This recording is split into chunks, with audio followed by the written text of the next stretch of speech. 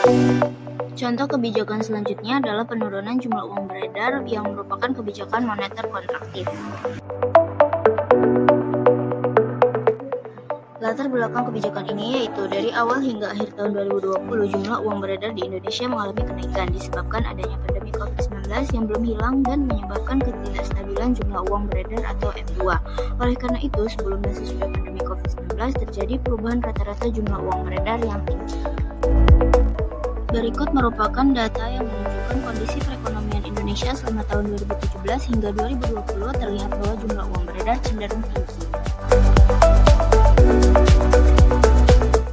Mekanisme dari kebijakan ini yaitu jika suku bunga naik, maka investasi akan menurun karena seseorang tidak memiliki keinginan untuk investasi, mengakibatkan output nasional menurun sehingga perekonomian yang awalnya meningkat atau inflasi kembali ke titik normal.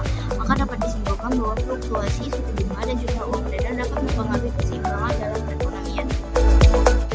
Apakah tujuan dari kebijakan moneter? Simak slide selanjutnya ya. 1. Stabilitas ekonomi. Stabilitas ekonomi adalah suatu keadaan di mana pertumbuhan ekonomi berlangsung secara terkendali dan berkelanjutan. Artinya pertumbuhan arus barang biasa dan arus uang berjalan seimbang.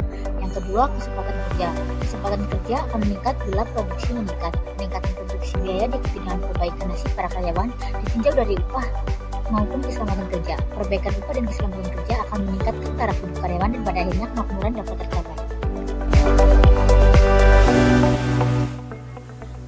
3. Kestabilan harga. Kestabilan harga ditandai dengan stabilitas harga barang dari waktu ke waktu.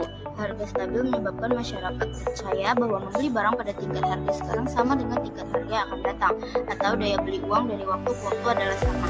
Yang keempat adalah menjaga stabilitas dan pertumbuhan ekonomi. Menjaga stabilitas harga dari banyaknya jumlah uang yang beredar, meningkatkan kesempatan kerja, memperbaiki posisi neraca perdagangan dan neraca pembayaran jika negara mendevaluasi mata uang rupiah ke mata uang asing.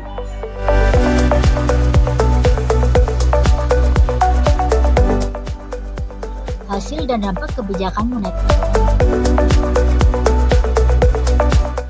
Hasil atau tujuan akhir dari kebijakan moneter adalah menjaga dan memelihara kestabilan nilai rupiah yang salah satunya tercermin dari tingkat inflasi yang rendah dan stabil.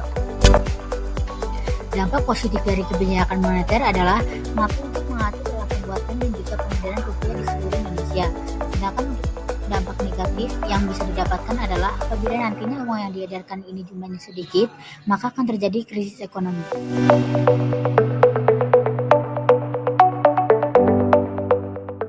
Created using Powtoon.